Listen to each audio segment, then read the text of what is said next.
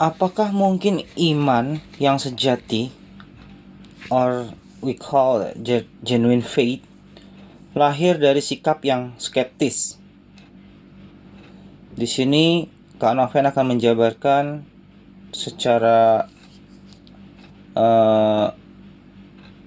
komprehensif ya.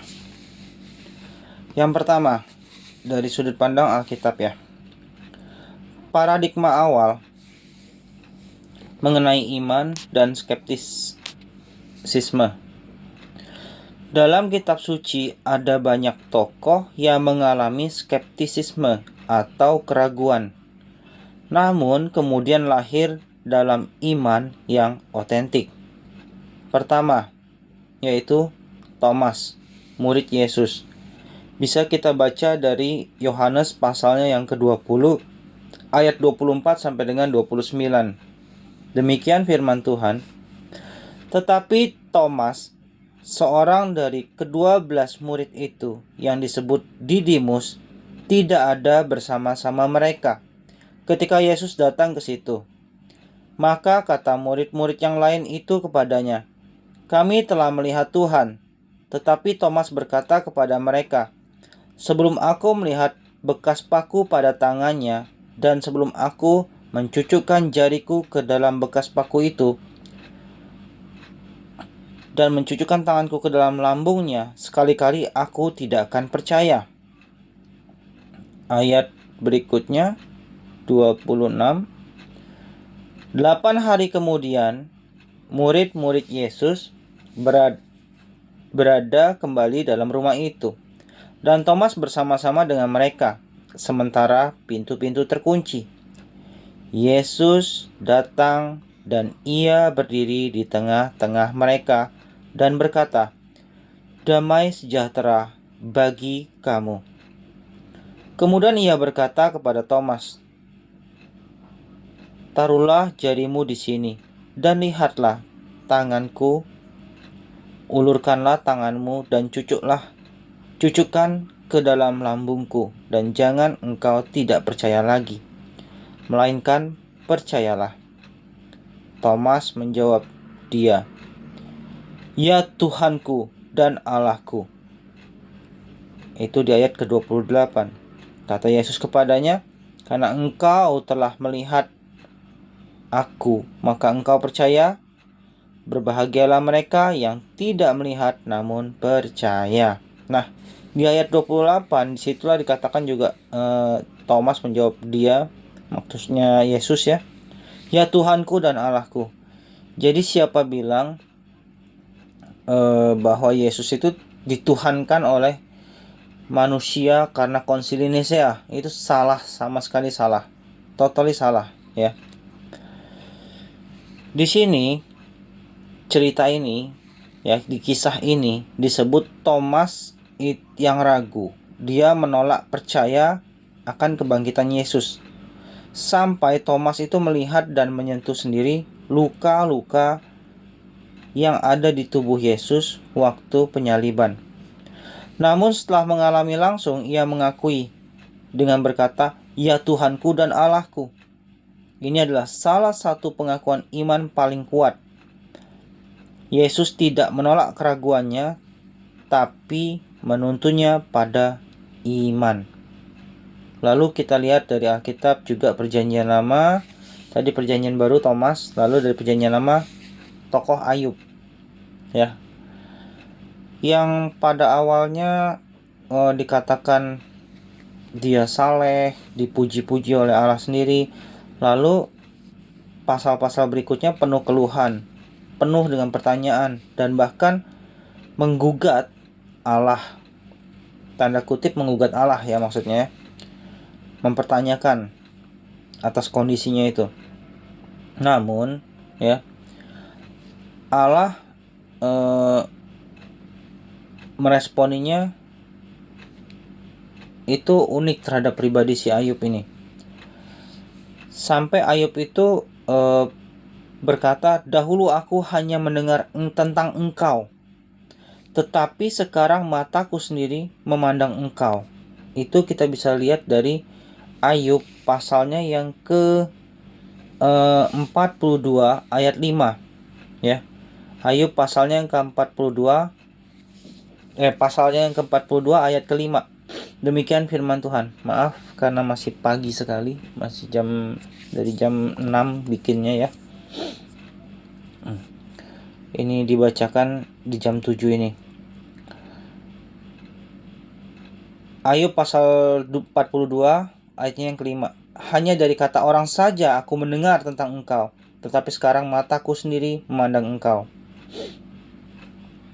Nah, itu dari keraguan, dari skeptisisme akhirnya menjadi iman yang genuine ya, genuine faith. Lalu kita bisa lihat juga dari tokoh Daud dalam Mazmur sering memulai dengan keraguan seperti mengapa engkau jauh ya Tuhan. Statement-statement yang seperti itu yang sering keluar dari Daud ya. Tetapi berakhir dengan iman yang penuh dengan pujian dan ucapan syukur dan keberserahannya dia ya. Lalu bisa juga kita lihat dari kisah Gideon, Musa, Yeremia, yang semuanya itu pernah menunjukkan keraguan di awal panggilan mereka, tetapi berkembang dalam ketaatan dan kepercayaan. Lalu implikasi dari kesemua ini adalah demikian. Dalam pandangan Alkitab, skeptisisme bukan lawan dari iman. Ya. Tetapi bisa menjadi gerbang awal menuju iman yang matang dan reflektif bila direspon dengan keterbukaan terhadap pernyataan Allah. Lalu apa pandangan dari bapak-bapak gereja klasik ya? Mari kita tinjau dari yang pertama, yang A, yaitu Agustinus dari Hippo, yang pada tahun 354 sampai dengan 430. Terkenal dengan istilah famous quote-nya yaitu understand that you may believe, believe that you may understand. Atau kita kenal dalam bahasa Latinnya intelligent ut credas, crede ut intelligas ya. Di mana Agustinus menegaskan bahwa iman dan akal bekerja sama. Iman dan akal bekerja sama. Ingat baik-baik ya itu ya. Skeptisisme yang sehat menuntun pada pencarian kebenaran. Dan ketika ditemukan, iman menjadi fondasinya. Dalam Confessiones oleh Santo Agustinus ya, memperlihatkan pergumulan intelektual dan skeptis sebelum bertobat. Tetapi justru pengalaman keraguannya itu membuka ruang bagi perjumpaan pribadi dengan Allah. Lalu kita bisa lihat juga yang B, yaitu contohnya adalah Origenes dan Clemens dari Alexandria ya, di mana pandangannya memandang secara filsafat dan logika sebagai jalan persimpangan menuju iman, bukan ancaman. Clemens menyebut filsafat sebagai perjanjian filsafat itu sebagai perjanjian lama bagi orang Yunani ya, ibaratnya seperti itu, sebuah praeparatio ya, evangelika. Skeptisisme adalah bagian dari perenungan filsafat yang bisa membuka jalan bagi pewahyuan, atau yang kita kenal juga dengan bahasa familiarnya adalah revelation ya. Nah, yang berikutnya kita juga bisa lihat dari ketika Rasul Paulus mengatakan dia banyak para hamba Tuhan suka berbicara bahwa tidak boleh berfilosofi. Nah, itu sebenarnya kurang tepat ya. Yang Rasul Paulus itu jangan berfilosofi yang menentang pengenalan akan Allah. Kalau bagi konteksnya ya. Kalau dibilang Rasul Paulus tidak bisa berfilosofi, tidak mungkin Rasul Paulus itu bisa berdialog atau berdialektika dengan kaum Epikuros dan Stoa seperti ada di Perjanjian Baru. Ya. Itu kita harus mengerti secara menyeluruh. Jangan langsung percaya apa kata seseorang yang berkhotbah tanpa data ya. Lalu yang ketiga, pandangan dari teolog modern maupun kontemporer ya. Seperti Paul Tillich dalam The Courage to Be ya. Dikatakan iman bukan berarti ketiadaan keraguan, tetapi keberanian untuk mempercayai di tengah kecemasan dan ketidakpastian eksistensial. Dikatakan juga oleh Paul, ia menyebut iman sejati sebagai ultimate concern, yang justru mengandaikan bahwa manusia sudah berjuang, dengan keraguan dan mencari makna terdalam. Itu pandangan dari Paul Tillich dalam The Courageous to Be. Atau pandangan dari Frederick Wiesner ya, yang dikatakan bahwa doubt is the ends in the path of faith. It keeps it awake and moving. Jadi skeptisisme yang sehat itu menjaga iman agar tidak menjadi statis atau buta atau percaya buta. Dan ini hal yang bagus ya yang dikatakan oleh Frederick ya.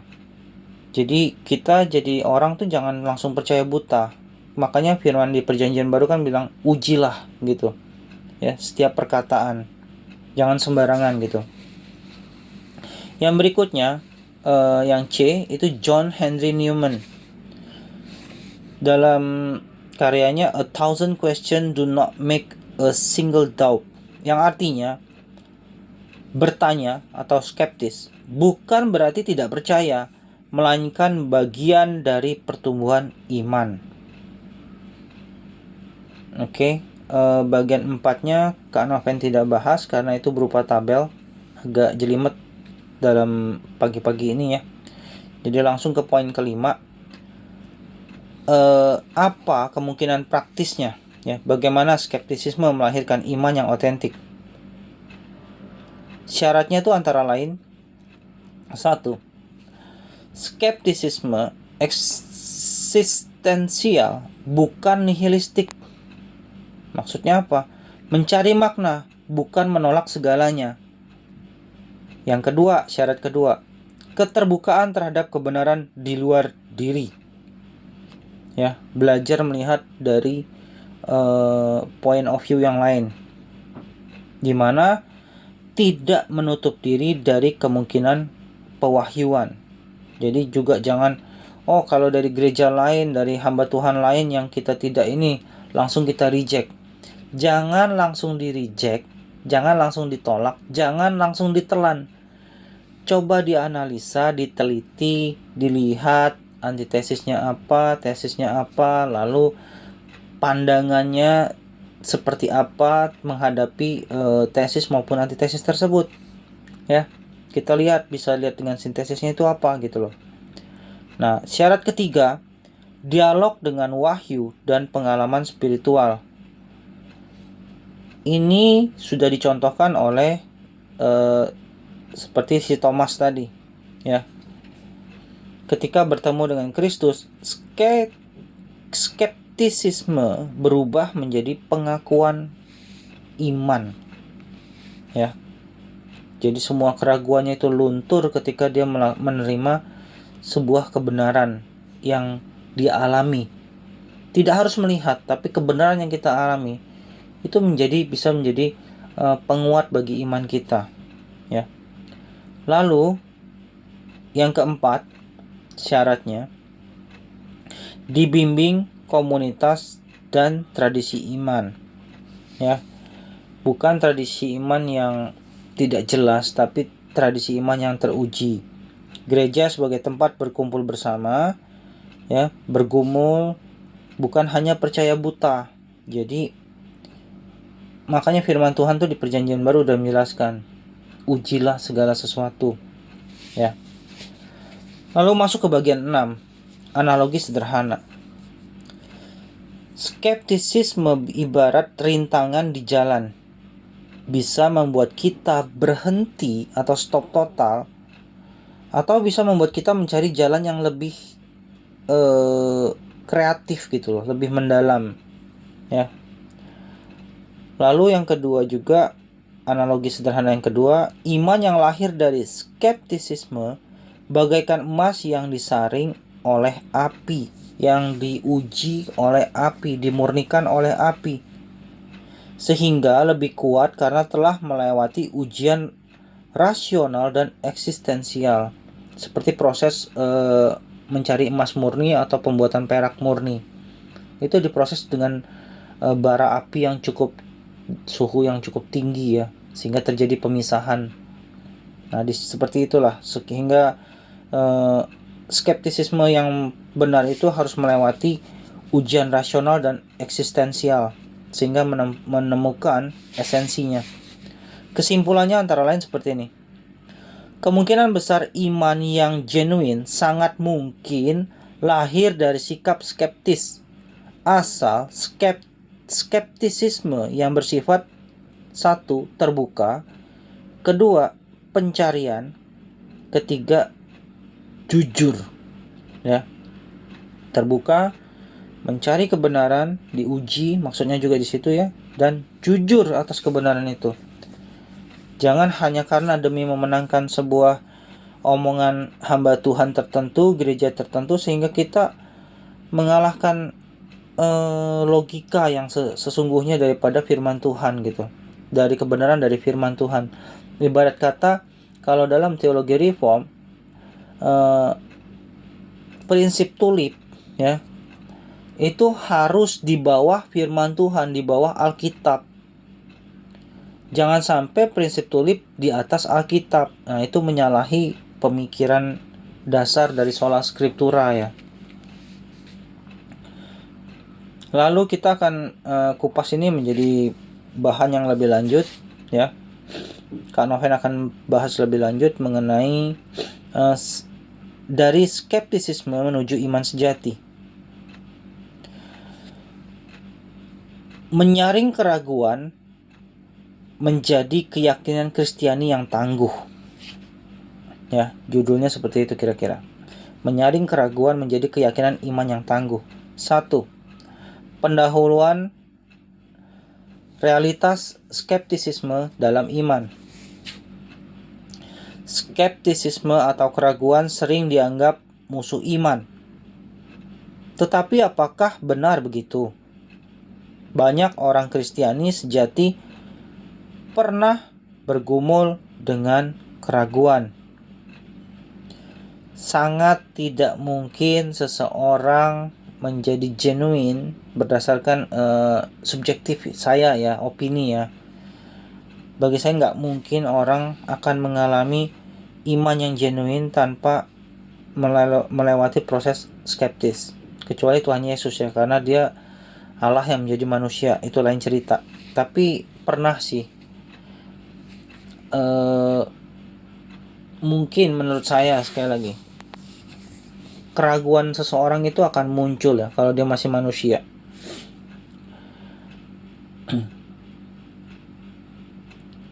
Jadi banyak orang Kristen sejati pasti itu bergumul dengan keraguan, seperti yang dicontohkan juga oleh tokoh-tokoh Alkitab dan juga para bapak-bapak gereja klasik ataupun para teolog ya.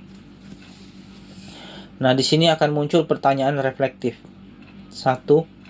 Pernahkah Anda merasa ragu terhadap kasih, keadilan, atau keberadaan Tuhan? Yang kedua, apakah keraguan itu dosa atau justru bagian dari pertumbuhan iman kita? Coba direnungkan pertanyaan reflektif ini. Catat, tulis. Kak Noven ulangi. Pertanyaan pertama, pernahkah Anda merasa ragu terhadap kasih, terhadap keadilan, atau bahkan keberadaan Tuhan? Yang kedua, masih pertanyaan reflektif. Apakah keraguan itu dosa atau justru bagian dari pertumbuhan iman? Nah, di sini Kak Noven akan memberikan dua ilustrasi ya. Ilustrasi yang pertama, Thomas tidak langsung percaya kebangkitan, tapi akhirnya memberi pengakuan iman terdalam. Yang dikatakan oleh Thomas adalah, "Ya Tuhanku dan Allahku." Ilustrasi kedua yang nyata juga yaitu Daud. Daud sering memulai Mazmur dengan kegelisahan, atau kalau bahasa kerennya sekarang di tahun 2025 ini, 2024, 2025 gitu loh. Dimulai dari keresahan. Kegelisahan ini kita anggap keresahan kalau bahasa ngetrennya sekarang ya.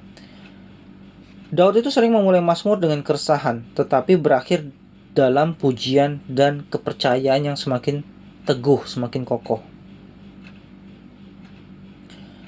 Oke, kita lanjut ke bagian kedua. Membedakan jenis skeptisisme. Membedakan jenis skeptisisme. Tidak semua keraguan bersifat merusak. Kita perlu membedakan dua jenis utama. Satu, skeptisisme negatif. Ini adalah bentuk skeptisisme yang merusak dan menghambat iman. Apa aja nih ciri-cirinya? 1. Sinis. 2. Menolak otoritas. 3. Penuh perlawanan. 4. Tidak mau terbuka. Dan lain-lain. Mungkin kalian bisa tambahkan sendiri di kolom komentar ya. Lalu dampaknya apa aja kira-kira? 1. Membuat hati kita menjadi keras atau jadi auban lah, keras kepala gitu juga ya, sama. Terus kedua, menjauh dari kebenaran. Dan yang ketiga, mengisolasi diri. Ya, ini kita mesti waspada. Atau kalau ada dampak-dampak lain, kalian sertakan juga dalam komen ya, boleh. Contoh, Fir'aun yang berkata, "Siapa Tuhan itu sehingga aku harus mendengarkannya?" Itu dikutip dari Keluaran pasalnya yang kelima, ayatnya yang kedua. Keluaran pasalnya yang kelima, ayatnya yang kedua. Yang berbunyi demikian firman Tuhan. Tetapi Firaun berkata, "Siapakah Tuhan itu yang harus kudengarkan firman-Nya untuk membiarkan orang Israel pergi? Tidak kenal aku Tuhan itu, dan tidak juga aku akan membiarkan orang Israel pergi." Dikutip dari Keluaran pasal 5 ayat 2. Ya. Itu contoh skeptisisme negatif. Lalu tipe kedua adalah skeptisisme positif. Di mana ini sikap bertanya yang tulus demi mengerti dan mengenal Tuhan lebih dalam. Apa sih ciri-cirinya? 1. Jujur. 2. Terbuka. 3. Mencari dengan kerendahan hati dan kesungguhan hati. Ya. Dan kalian bisa tambahkan sendiri lagi ciri-cirinya sendiri. Lalu apa dampaknya bagi kita? 1. Dampak umumnya, membawa pada pemahaman yang lebih mendalam. Dan yang kedua, iman akan semakin teguh atau kokoh. Ya, contoh Thomas, ya kan? Ayub, seperti yang sudah saya bicarakan di atas, yang Kak Noven sudah bahas di atas ya. Lalu siapa? Maria. Ya, Bunda Maria yang mempertanyakan bukan karena menolak, tapi karena ingin mengerti. Ya, kalau kita baca waktu dikatakan Maria mengandung, itu juga perlu dipelajari lebih lanjut. Kalian kupas sendiri, lalu boleh juga ditanyakan di kolom komentar. Lalu yang ketiga, dasar alkitabiah dan teologis. Ya. Yang pertama, kesaksian kitab suci.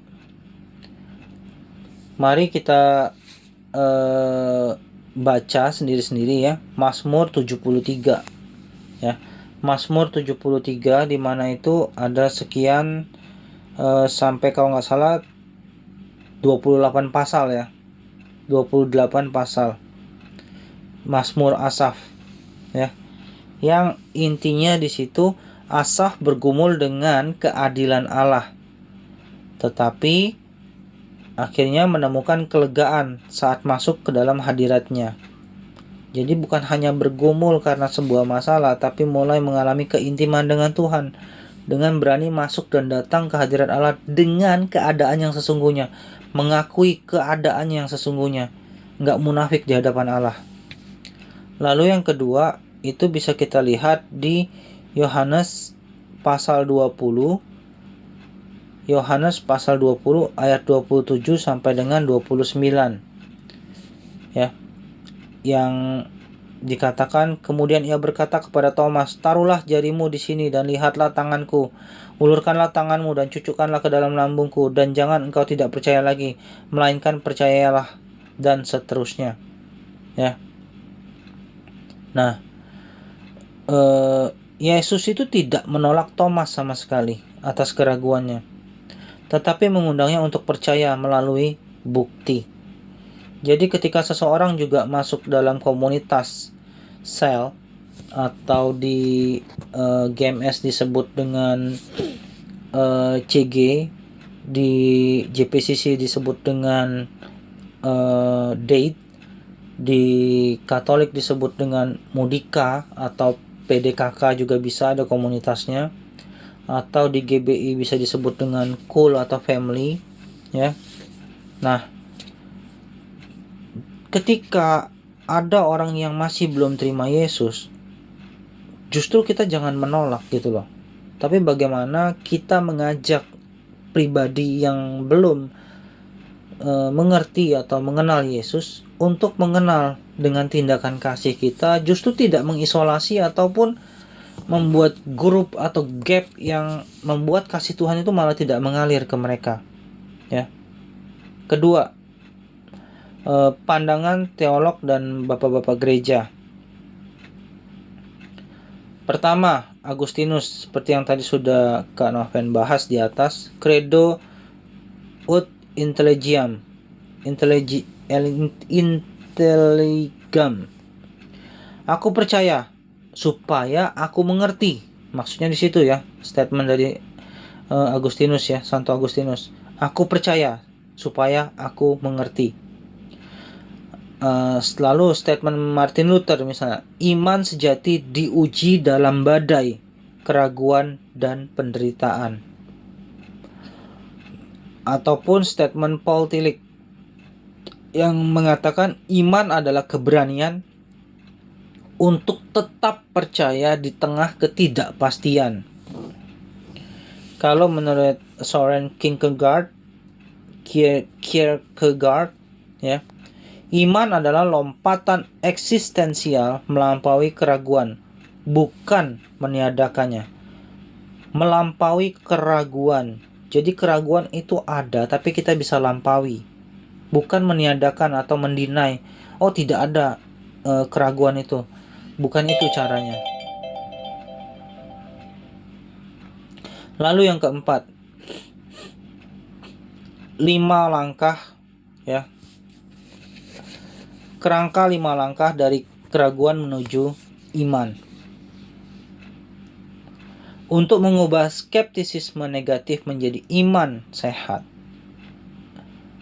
ada beberapa langkah berikut ini, langkah-langkah praktis. 1. Jujur dengan keraguan, mengakuinya dan menerimanya bahwa kita memang bisa memasuki tahap keraguan ini atau fase keraguan ini. Akui keraguan tanpa menyalahkan diri sendiri. Contoh dalam Mazmur 13 ya. Mazmur 13 itu sedikit ya, nggak banyak, sampai 6 pasal doang, jadi Kak Noven akan bacakan. Untuk pemimpin biduan Mazmur Daud. Berapa lama lagi Tuhan Kau lupakan aku terus menerus? Berapa lama lagi kau sembunyikan wajahmu terhadap aku?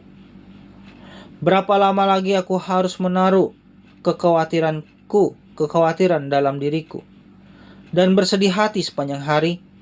Berapa lama lagi musuhku meninggikan diri atasku?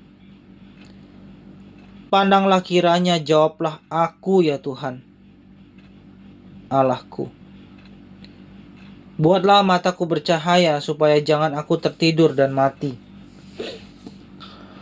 Supaya musuhku jangan berkata, aku telah mengalahkan dia, dan lawan-lawanku bersorak-sorak apabila aku goyah. Tetapi aku, kepada kasih setiamu aku percaya. Hatiku bersorak-sorak karena penyelamatanmu.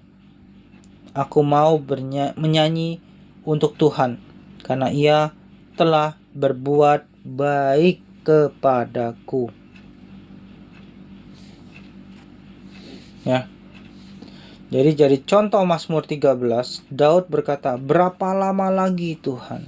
Ada titik di mana Daud mempertanyakan tentang apa yang dia alami atau yang Tuhan izinkan dalam hidupnya. Ya. Yang kedua, bawa keraguan ke hadapan Tuhan. Dengan cara apa? Bawalah dalam doa. Berkomunikasilah dengan Tuhan melalui doa.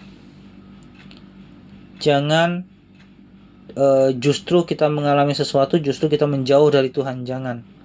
Justru alamilah lewat doa. Doakan keraguan sebagai bentuk terhadap kejujuran spiritual. Lalu langkah kedua, latihan. Apa yang harus dilatih? Kita latihan menulis. Kita latihan menyatakan perasaan kita.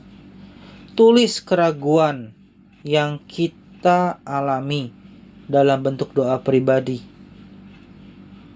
Mana tahu bisa menjadi inspirasi lagu ataupun inspirasi cerita ketika kita sudah lepas dari masalah itu, bisa menjadi kesaksian juga bagi orang-orang di sekitar kita. Bisa menjadi berkat bagi orang-orang di sekitar kita. Ketiga, selidiki dengan hati terbuka. Dengan apa? Dengan mempelajari. Gunakan pendekatan-pendekatan seperti firman Tuhan melalui apologetika, melalui studi Alkitab yang sehat, ya kan?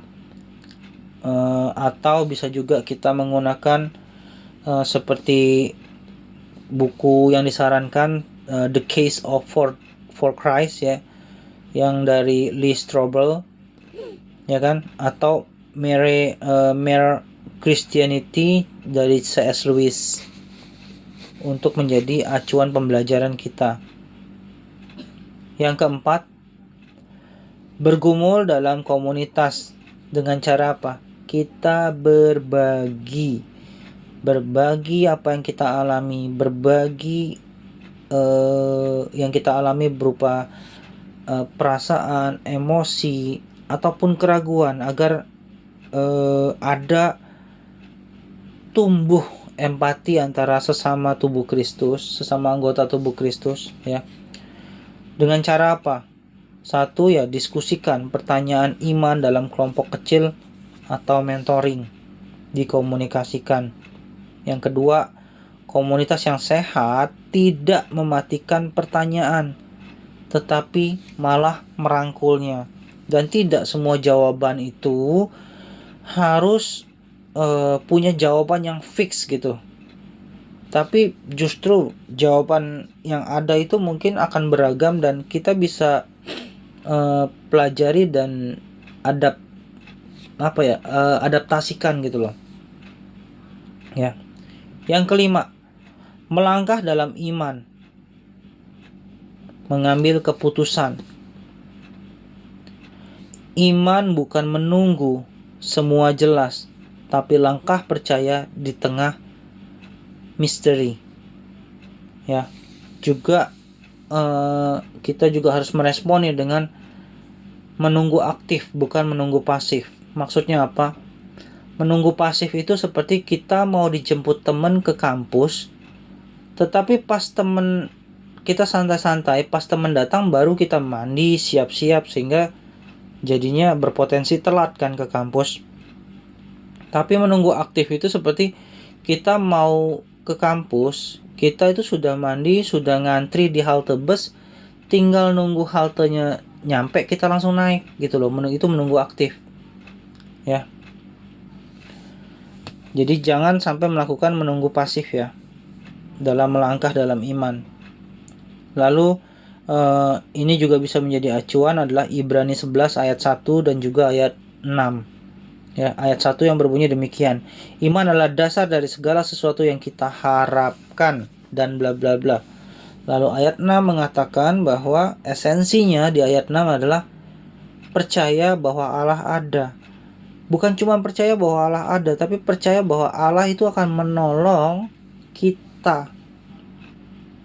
Ya, walaupun iman itu sendiri terkadang kita bisa nggak mendapatkan apa yang kita harapkan, ya, misalnya pertolongan Tuhan, berkat Tuhan gitu. Tapi ingatlah, jangan kita luntur dalam iman, karena reward utamanya itu adalah kekekalan. Jangan hanya terbatas pada apa yang di dunia ini aja, ya. Kalau kita lihat ayat 13-nya, lalu ayat bawah-bawahnya lagi tuh ayat berapa ya, Kak Noven juga agak lupa ya. Ada di bawah-bawahnya lagi tuh ada, lupa, Kak Noven mesti buka Alkitabnya langsung dan catatannya langsung ya. Lalu yang poin kelima, aktivitas reflektifnya apa? Ya, dialog iman dan keraguan. 1. Kita lakukan diskusi kelompok. Bagikan satu keraguan iman. Boleh dari keraguan iman dari seseorang yang kita kenal, tapi jangan sebut namanya ya, dalam anonim ya. Atau berupa kita sebarkan kertas lalu dikumpulkan, lalu kita bacakan apa yang menjadi keraguannya itu, lalu kita diskusikan. Yang kedua, latihan respon ya. Jawab dengan empati dan dasar Alkitab yang kuat, sehingga semua orang tahu bahwa setiap pergumulan itu selalu firman Tuhan akan menjadi jawaban utamanya. Bukan kecerdasan kita, tapi firman Tuhan. Lalu yang ketiga adalah tujuan. Melatih, mendengar, menolong, dan menguatkan satu sama lain dalam kasih. Supaya kita belajar tidak ada penghakiman, tidak ada pembatasan atau justru hujatan ketika seseorang menyatakan apa yang dia alami dalam keraguan, dalam proses kedewasaan imannya ini. Lalu yang keenam, penerapan praktis dalam pelayanan. 1. Untuk umum ya, jemaat umum. 1.1 sediakan ruang diskusi terbuka seperti Faith Cafe atau forum tanya jawab iman ya. Atau kita buka contact person hotline gitu ya. Yang kedua, ajak jemaat menyuarakan pergumulan mereka sebagai bagian dari ibadah. Lalu yang kedua, untuk kalangan pemuda dan mahasiswa ya, atau dewasa muda juga bisa. Gunakan pendekatan apologetik dan eksistensial. Kedua, bahas topik yang real. Sains versus iman, kejahatan dan penderitaan, kebangkitan dan lain-lain. Yang ketiga, untuk gembala dan pemimpin, dengarkan tanpa menghakimi keraguan dari yang ada di diri jemaat atau umat ya. Lalu yang kedua, pandu dengan kasih dan kebenaran ke arah relasi yang lebih mendalam dengan Kristus. Buat penutup, keraguan sebagai jalan menuju penyembahan. Dulu hanya dari kata orang saja aku mendengar tentang Engkau, tetapi sekarang mataku sendiri memandang Engkau. Ingat, itu dikutip dari Ayub 42 ayat 5. Ya, dikutip dari Ayub pasalnya yang ke-42 ayat ke-5. Sekali lagi Kak Noven bacakan firman Tuhan. Hanya dari kata orang saja aku mendengar tentang Engkau, tetapi sekarang mataku sendiri memandang Engkau. Keraguan bukan akhir dari iman, melainkan awal dari perjalanan yang lebih otentik. Ketika kita merespon dengan hati yang terbuka, keraguan bisa menjadi pintu menuju penyembahan yang sejati. Ilustrasi penutup untuk kalian bawa pulang, untuk kalian pahami. Seekor elang tidak melawan badai, tetapi justru menggunakan angin badai untuk terbang lebih tinggi. Demikian iman sejati bukan menolak keraguan, tetapi menjadikannya sayap untuk terbang lebih tinggi bersama Allah, untuk lebih intim bersama Allah, untuk lebih mengenal bagaimana Allah memproses kita, mengikis kita untuk menjadi pahatan yang indah. Demikian sharing dari Kak Noven. Tuhan Yesus memberkati.